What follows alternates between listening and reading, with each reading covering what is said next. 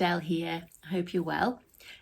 So continuing on from the last few weeks where I've been talking about my favourite top 3 books in certain categories, I'm going to do the same today. So today's topic is confidence, and I'm going to share with you 3 books that have really helped me with confidence. But first of all, I just want to share with you that I believe that any book, any personal development book that gets you fired up, excited to, read the next page, the next chapter, any book that gives you that buzz is going to help you with your confidence, because I just believe, no matter what the topic, what the subject is, if you get excited over a book and become passionate about something, then you're just going to take the action anyway that perhaps you wouldn't normally have done. So I think, any book that makes you feel good, it uplifts you, it's going to have that positive effect on your confidence. There's no doubt about it. So just bear that in mind, because one of my sort of the best tips I think I can give you is don't continue ever with a book that isn't really lighting you up. There's no point.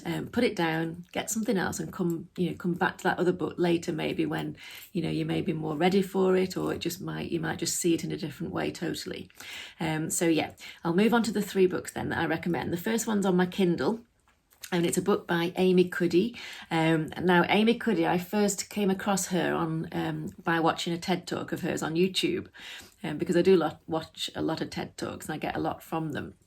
So she was talking about this thing called power posing, and she had done so much research on how people that held a certain power pose just for a few minutes before they were going in to do something that they were perhaps a little bit scared about doing, or nervous about, for example, a job interview or speaking on a stage or something like that.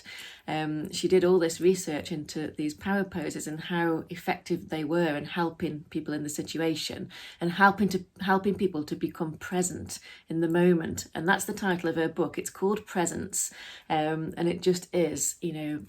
I just found it really fascinating. So I love anything like that where people are sharing facts about how things have actually helped people.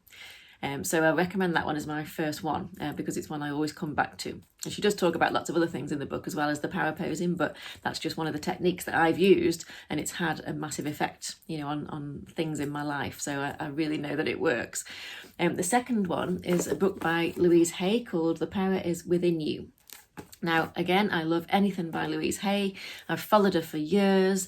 She's the one that taught me how to, use affirmations, and I've had massive success with affirmations.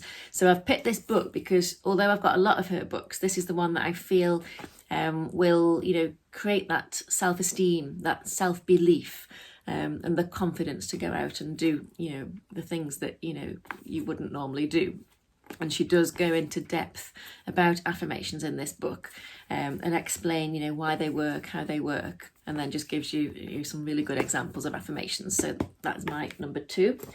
The third one is a book by Susan Cain called Quiet, and the subtitle is The Power of Introverts in a World That Can't Stop Talking. It's quite hard to see there. I don't think you can see it, but I'll link to all these books in the comments. But again, Susan Cain is somebody I came across on YouTube. I saw her do a TED Talk, so I went out and bought the book straight away.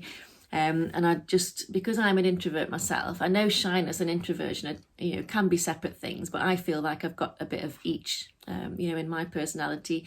So the fact that she talks about how introverts can still play, a big part, in life. They can have ideas, really good ideas. Just because you're quiet doesn't mean, you can't come up with some great ideas. And it just sort of really reassured me that, yes, being quiet, it's not something to be, ashamed of or embarrassed about. Being quiet is just the way you are as a person, and you can still contribute and share your amazing ideas with the world. So love that book. It's quite an in-depth book to read. But if you are interested in this topic, then just get a look at her TED Talk, which was all about the same subject, quiet, and she talks a lot about her story as well. So if you watch that first, it'll give you a good introduction to then moving on to the book. And then I thought, I can't finish this video without sharing my own book with you, because obviously this is the book that I wrote because you know, the situation I was in, I was struggling with my confidence, my shyness. I really wanted to, you know, make an impact and do something worthwhile, but I didn't know that I could. So I basically sort of learned all the things, you know, that I found that helped me the most, and you know, made me think, yes, I can go out and do something. And I put them all together in this book, Shy People Can Be Successful Too. So that's my book. It's a very easy read. It's, you know, such a short book. You can probably read this in an afternoon if you put your mind to it.